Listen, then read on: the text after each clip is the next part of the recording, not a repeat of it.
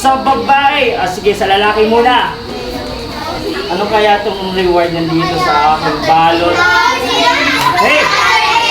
Okay, tingnan. Makinig na. Ang una kong bibigyan ng mataas na score sa lalaki ay si Justin Carl. Very good, Carl. Justin Carl.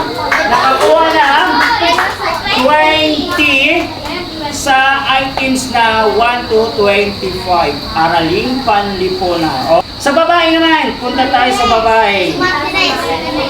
Sino kaya ang nakakuha mataas na score sa babae na talagang pwedeng bigyan ng reward yan? Okay, tatawagin ko na si Leah May. Got 22 score.